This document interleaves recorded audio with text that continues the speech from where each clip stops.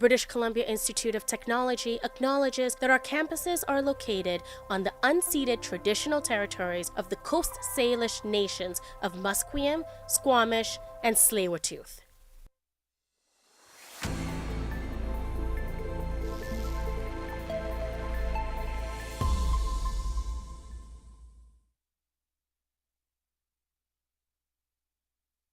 Good morning, my name is Vivek Nakra and here are your news to 10 o'clock. BC Conservative leader John Rustad says that government under his party will build a new children's hospital in Surrey. He says that this hospital will provide more health services to the fast-growing city. It will be located at 164th Street and Fraser Highway near the planned Bakerview SkyTrain station. New facility will have a pediatric emergency room and maternity services for women with the rising population in the city and more hospital capacity being overdue. Now we are joined by our producer Gina Tang who's going to share the daily headlines. In Canada, there has been a significant increase in the number of voters this year. Today, we will be covering a story about the students at BCIT and why they have been prompted to vote more. Additionally, there will be an announcement of the roster for an upcoming tournament in December for visually impaired athletes.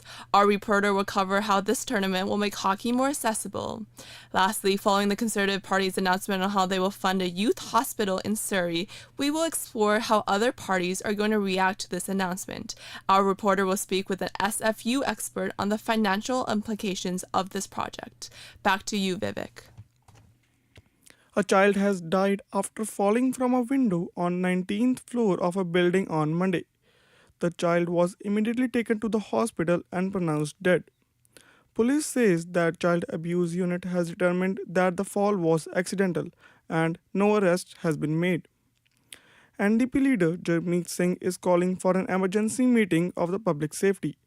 It is after the RCMP warned of rash of crimes in Canada with alleged ties to Indian government officials. The RCMP allegations that were shared, the information that was shared yesterday, are deeply, deeply disturbing. The RCMP basically painted a picture that a foreign government is engaging criminal elements in Canada to perpetrate violence against Canadians. Ontario is investing $146 million into the life science sector as it tries to become a world leader in biomanufacturing and health sciences. Premier Doug Ford has more on the story. It'll be an all-of-government approach. We'll have everyone involved to enhance the province's biomanufacturing capacity, to unlock new streams of capital that help entrepreneurs turn their ideas into prototypes, into market-ready products. North Carolina's governor is now speaking out about misinformation regarding federal disaster relief funding as the state recovers from Hurricane Helene. Shelley Elder from Associated Press has more on the story. After significant misinformation and threats to response workers in North Carolina, Governor Roy Cooper says, if you're participating in spreading this stuff, stop it. FEMA Under Administrator Deanne Criswell is dealing with lies about their response to Helene. It's heartbreaking to see words or acts of hatred toward anyone, let alone federal responders who are here to help people in this critical time. Former President Trump and his allies have seized on the storm's aftermath to spread false information about the Biden administration's response in the final weeks before the election. I'm Shelley Adler. A child has died after falling from a window on the 19th floor of a building on Monday. The child was immediately taken to the hospital and pronounced dead. Police says that child abuse unit has determined that the fall was accidental and no arrest has been made. Now comes the weather. The weather today is cloudy with a temperature of 12 degrees Celsius. The temperature might go to 15 degrees Celsius by the noon and then fall later by the evening. It is expected to rain tomorrow, which might continue until next Monday. So don't forget your umbrellas. That was your news update to 10 o'clock. Vivek Nakra, BCIT is the Crow.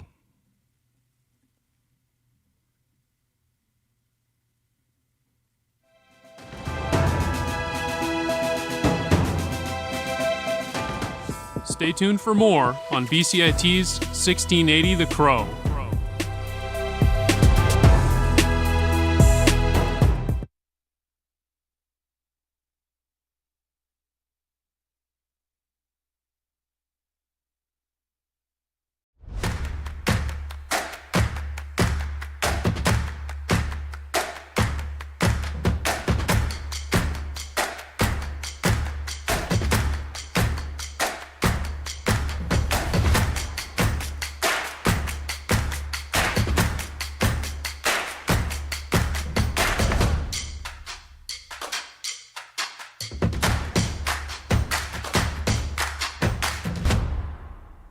everything is changing to digital. Everything is online.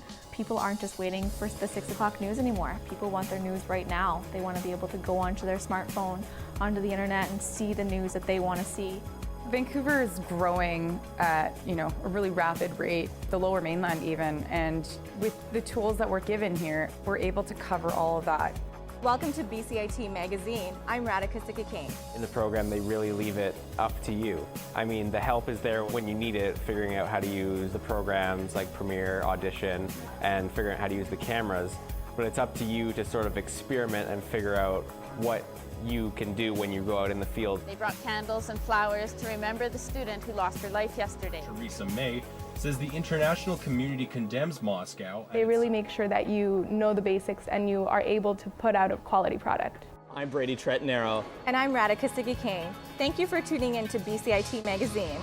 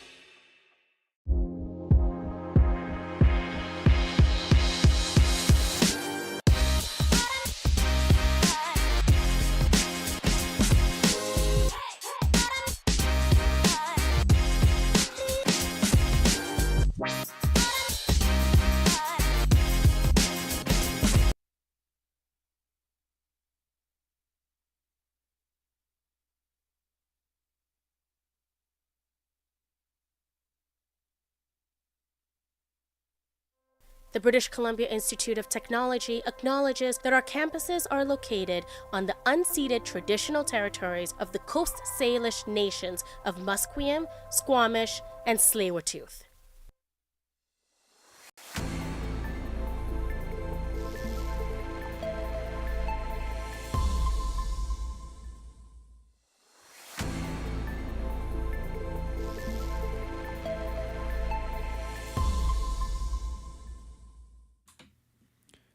Good morning, sports fans. I'm Filip Kovacevic with your sports updates. The Vancouver Canucks are facing off against Tampa Bay Lightning tonight. According to Sportsnet, Tyler Myers returns to the ice after a right leg injury scare from his scuffle with Philadelphia winger Joel Farabee, and Artur Silovs is the starting goalie for tonight's game. Christine Sinclair is playing in her last professional game tonight with her team, the Portland Thorns, going against the Vancouver Whitecaps girls elite team in CONCACAF Women's Champions Cup play at BC Place Stadium. The 41-year-old Canadian women's soccer legend who retired from international competition last year is retiring from professional soccer next month. Tonight, the Edmonton Oilers are looking to score their first win of the NHL season as they host the Philadelphia Flyers. Edmonton was outscored 15-3 in 3 straight losses on their home turf. Canada coach Jesse Marsh will be having his home debut tonight as the 38th ranked Canadian men's soccer team hosts 37th ranked Panama in an international friendly at Toronto's BMO Field. Canada currently holds a 2-3-5 record under Marsh's leadership, with games played across the U.S. and Europe. The New York Yankees, who are up 1-0 in the American League Championship Series against the Cleveland Guardians, send their ace Garrett Cole to the mound tonight for their second game. The Guardians will be countering with rookie right-hander Tanner Bibee. The Yankees won the series opener 5-2. Columbus Blue Jackets will be honoring Johnny Gaudreau during tonight's home opener against the Florida Panthers. Tributes will be made through the night to the Blue Jacket star who was killed along with his brother Matthew by a suspected drunken driver in August. Special jerseys will be worn and fans will be receiving commemorative patches. According to the Associated Press, Manchester United great Alex Ferguson is set to step down from his club ambassador position at the season's end. Ferguson, who turns 83 years old in December, won 13 Premier League titles with United and is known as one of the finest managers in soccer. He's been a club ambassador since retiring after leading United to its last league title in 2013. Those were your sports updates for 10:10. I'm Filip Kovacevic with BCIT's The Crow.